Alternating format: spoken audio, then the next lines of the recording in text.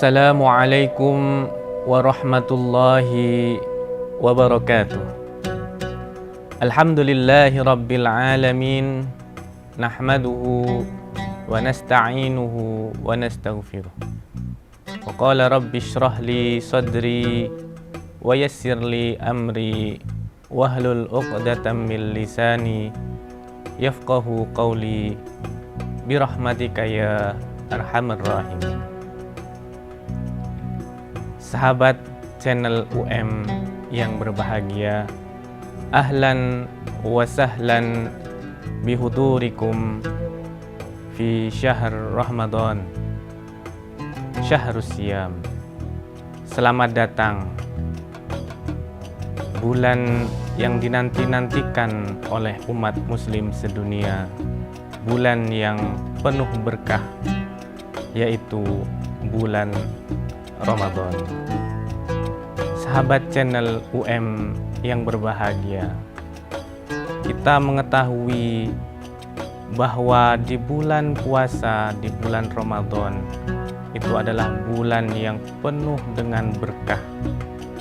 Oleh karena itu, bagaimana kita sebagai seorang manusia untuk lebih mendekatkan diri kepada Allah Subhanahu wa ta'ala.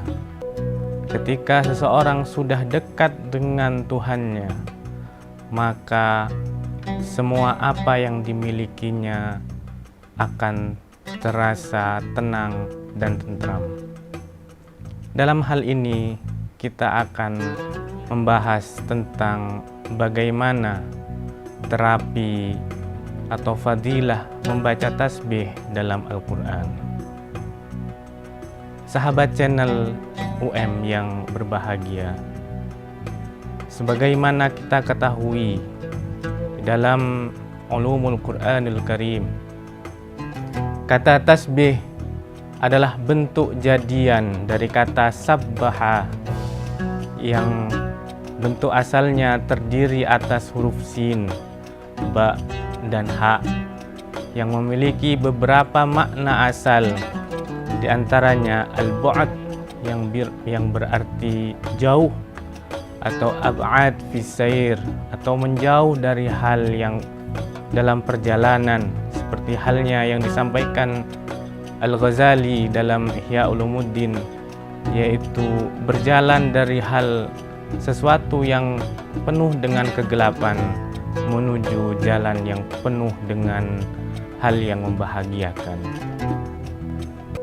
Dalam Al-Quran, kata tasbih, baik yang menggunakan tasydid maupun yang tanpa menggunakan tasydid, mengalami pengulangan sebanyak 92 kali dalam 87 ayat, serta mengalami perubahan sebanyak 5 kali, yakni dalam bentuk fi'il madhi, fi'il mudhari', fi'il amr, masdar, dan isim fa'il. Ada beberapa makna tasbih di dalam Al-Quranul Karim.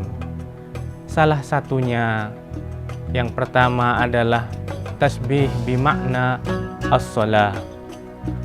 Wa min ana al-lail fasabbih wa atrafan nahar. Para ulama tafsir menyepakati bahwa kata sabbih pada ayat ini yang berarti fasalli, maka sholatlah.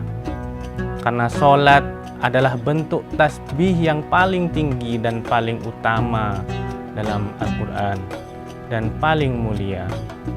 Sekalipun beberapa ulama juga berbeda pendapat apakah makna sholat yang dimaksud dalam ayat di atas bermakna sholat fardu atau dimaknai dengan sholat sunnah. Kemudian makna yang kedua daripada kata tasbih, at-tasbih bimakna az-zikr, an sabbihu bukrata wa ashiyya. Seorang mufassir klasik, yaitu Imam At-Tabari yang wafat ketika tahun 310 Hijriah, yaitu sekitar 1100 tahun yang lalu. Beliau berpendapat bahwa perintah tasbih pada ayat di atas bisa berarti az-zikr, berzikir. Sehingga dalam hal ini Nabiullah Zakaria alaihi salam ketika keluar dari mihrabnya dan memberi isyarat pada kaumnya untuk senantiasa mengisi waktu luangnya dengan berzikir kepada Allah Subhanahu wa ta'ala. Ada juga makna yang lain, bisa berarti sholat, perintah untuk sholat pada kedua waktu tersebut, yaitu pada malam dan siang hari. Kaum muslimin rahimakumullah, dan ini yang sangat penting, bagaimana aksiologi dan terapi yang sesungguhnya, bahwa tasbih ini mempunyai fadilah dan keutamaan. Di antaranya yang pertama, dengan membaca tasbih seseorang akan membuat hatinya gembira. Kita tahu banyak sekali orang-orang sekarang yang banyak pikiran, kemudian stres, dan bahkan tingkat stres di Indonesia sekarang ini sudah trennya mulai naik dengan signifikan. Dengan membaca tasbih, seseorang juga akan merasa senang dan tentram dalam hatinya. Sebagaimana dalam Al-Quranul Karim, surah Thaha ayat 130, Allah Subhanahu wa ta'ala menegaskan dan memerintahkan Nabi Muhammad sallallahu alaihi wasallam untuk senantiasa bersabar atas segala apa yang dilakukan oleh orang-orang non-muslim atau orang-orang kafir terhadap beliau dan para pengikut beliau. Kemudian yang sangat luar biasa dalam ayat ini diikuti dengan perintah tasbih dan menyucikan Allah Subhanahu wa ta'ala. Dan kemudian di akhir ayat ini Allah Subhanahu wa ta'ala melanjutkan la'allaka tardah, supaya engkau ridho, supaya engkau menerima apa yang ada di dalam dirimu dan pengikutmu, wahai Nabi Muhammad sallallahu alaihi wasallam.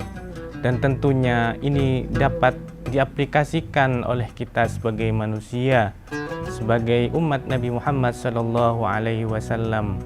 Jangan pernah bersedih atas apa yang telah kita dapatkan dari Allah Subhanahu wa ta'ala. Sahabat channel UM yang berbahagia, manfaat yang kedua atau fadilah yang kedua dengan terapi tasbih dalam Al-Quranul Karim, yaitu dengan membaca tasbih kita semua dapat mendapatkan rahmat Allah Subhanahu wa ta'ala dan juga terbebas dari segala kegelapan kehidupan di dunia, dan juga akan mendatangkan pahala di dunia maupun di akhirat. Kaum muslimin rahimakumullah, fungsi bertasbih pada rangkaian ayat Al-Ahzab, surah Al-Ahzab ayat 43 menjelaskan bahwa Allah akan mendatangkan rahmat dan curahan rahmatnya dan akan berlanjut hingga hari kiamat. Kata yusalli diambil dari kata as-salah yang berarti doa, yaitu permohonan. Sebagaimana kita ketahui bahwa doa adalah permohonan kepada yang lebih tinggi kedudukannya dari yang bermohon. Dalam konteks ini, bahwa yusalli atau doa dari Allah Subhanahu wa ta'ala untuk umatnya ini merupakan serangkaian daripada curahan rahmat Allah Subhanahu wa ta'ala kepada umat Nabi Muhammad sallallahu alaihi wasallam. Demikian, semoga ada manfaat kepada kita semua. Wallahu muwaffiq ila aqwamit thoriq. Assalamualaikum warahmatullahi wabarakatuh.